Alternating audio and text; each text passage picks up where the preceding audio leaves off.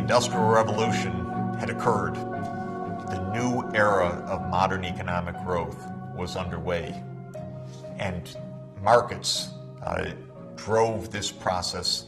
Technological advance drove this process, first in a highly uneven way, where just a few parts of the world were party to this new form of industrial economy, and eventually to nearly the entire world. This is the period that the great economic historian and great conceptualizer of economic growth, Simon Kuznets, called the era of modern growth. It is a unique period of human history. Now, we have defined economic growth as the sustained increase of gross domestic product per person. Or if we look at the whole world, we can call it the gross world product, which is the sum of the gross domestic products of all countries divided by the world population. And in the era of modern economic growth, the period studied by Simon Kuznets, that world output per capita has increased on a sustained basis for more than 200 years now. In a very, very uneven way, however. Some places have achieved marked economic growth for nearly 2 centuries.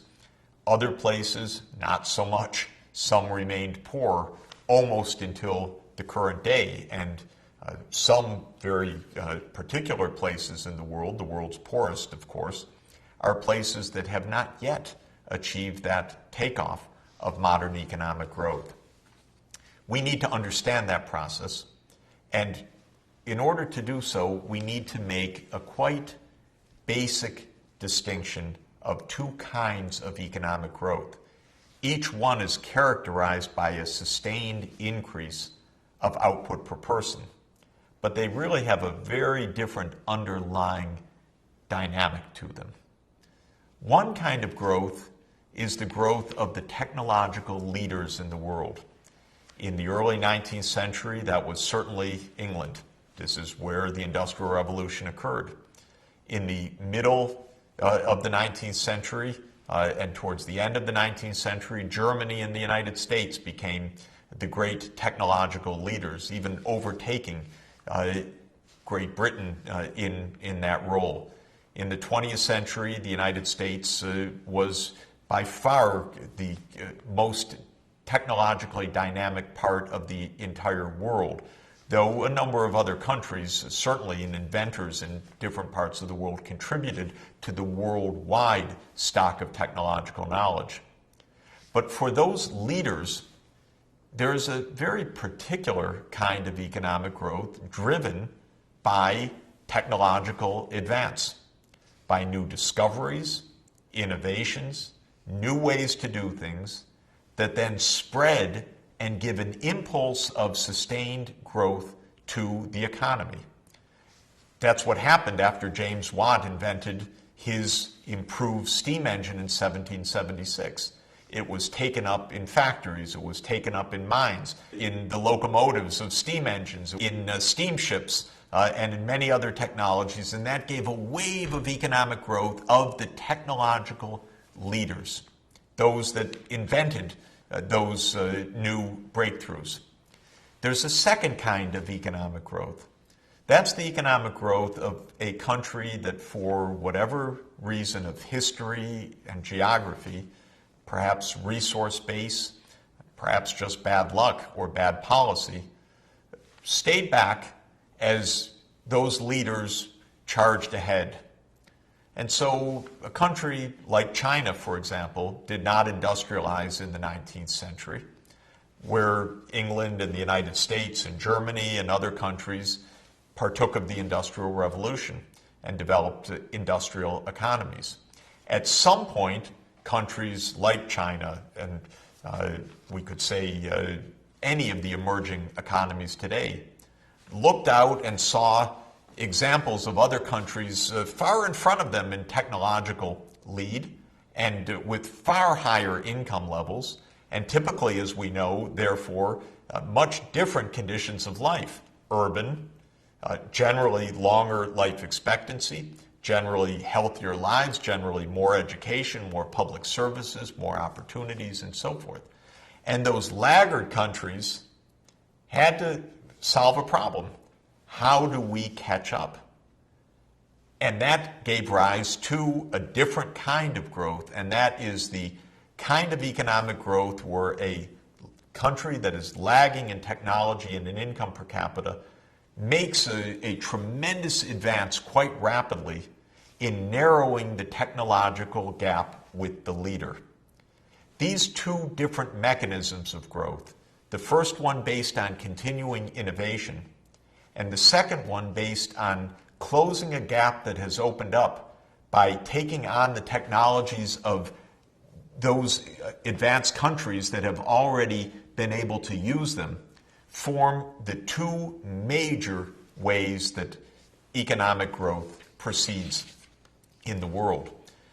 The failure to understand these differences leads to all sorts of confusion in the discussion of economic development, because the kinds of institutions that countries need to innovate, for example, to have that first kind of growth, endogenous growth, meaning growth from within the system itself, where technological advance gives rise to more technological advance, those institutions are quite different from the catching up institutions. Those kinds of institutions where the goal is to close a gap as fast as possible with the countries in the lead. For those institutions, a stronger role of government, for example, can often be a major spur to a rapid push of economic growth to close the gap that has already opened up. You don't need so much innovation, but you do need widespread investments, development of infrastructure, the ability to bring in technology from abroad to close the gap.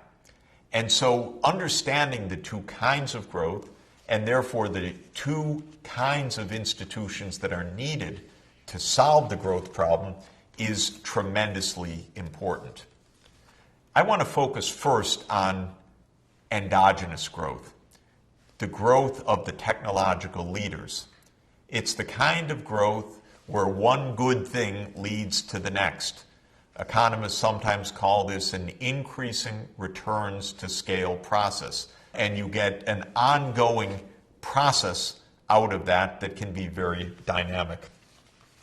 Clearly, in the case of modern technology, going back to the onset of the Industrial Revolution, there have been waves of technological breakthroughs. There have been many theorists of those waves. Kondratiev, a Russian technology historian, was one of them, with great influence in thinking from his writings until now.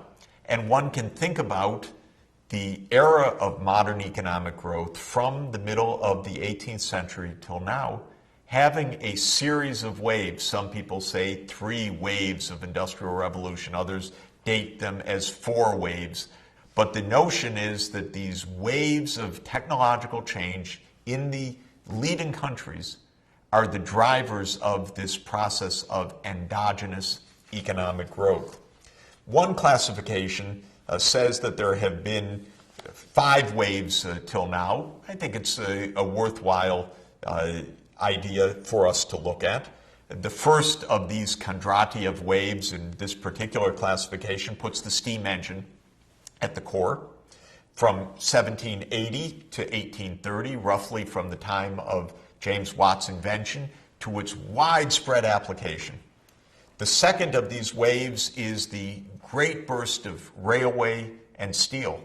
And even if the technological roots of railways and steel come before 1830, the takeoff of those industries could be dated roughly to that time. The third of these waves is the age of electricity. Again, the discoveries of electricity date back to Benjamin Franklin, flying the kite and understanding electricity in the atmosphere, static electricity, to Michael Faraday and the discovery of induction and the beginning of understanding of electromagnetism in the first half of the 19th century. But then Edison and others applying the new knowledge of electricity to give us electric lighting, incandescent bulbs, city streets with electricity, and then, of course, moving electricity into the homes and into the factories towards the end of the 19th century. After the age of electricity, which is put 1880 to 1930, is a fourth wave led in this classification by automobiles and petrochemicals, plastics, new polymers, new materials industries, and much more. One could add, of course, the age of modern aviation. Again, the underlying technologies for the automobile date to the end of the 19th century. The internal combustion engine, which powers the automobiles till today. But the economic, dramatic application began in the early years of the 20th century with the Model T, with Henry Ford's inventions of modern production processes on the factory line, and with the mass production of automobiles, which absolutely transformed the way we live, where we live, how we produce, and of course, how we trade in the economy. The fifth wave in this classification dates to around 1970, but again with roots that go back much earlier. This is the knowledge economy, the age of computers. The great advent first of the huge mainframe computers in the 1930s and 1940s, much spurred by World War II and the immediate aftermath of World War II. And then the discovery of the transistor at the end of the 1940s, and the invention of the integrated circuit, which gave rise to the modern computing age, mobile phones, and all of the rest of industry that has been made possible by Moore's Law. Moore's Law, you'll recall, is the fact that roughly every 18 to 24 months, the number of transistors that can be put onto an integrated circuit has doubled. This means that the ability to process, to store, to transmit data has roughly doubled, or the cost of doing so has roughly fallen by half every 18 to 24 months. Well, you do that over a period of more than 50 years, and you arrive at roughly 1 billion time improvement in the ability to process, store, and transmit information. And we know that is revolutionizing the world in this great fifth wave of the information and communications technology-driven era. Will there be a sixth wave of technological change, the one we really need now, a wave of sustainable technologies, ways to produce energy, ways to mobilize energy, ways to transport ourselves and transport goods that take the massive pressures and the destructive forces off of our ecosystems. This is the great challenge. We've had now 250 years of modern economic growth. We've had waves of great technological change, and we need to enter a new era, a new wave of technology, of sustainable development technologies in the way we live, the way we protect the planet. And at least we can take confidence from the past and also grab onto some of the great scientific and technological insights that we have at hand to give us hope and confidence and determination to move forward to that next great wave of endogenous growth, this one based on protecting the planet and achieving sustainable development.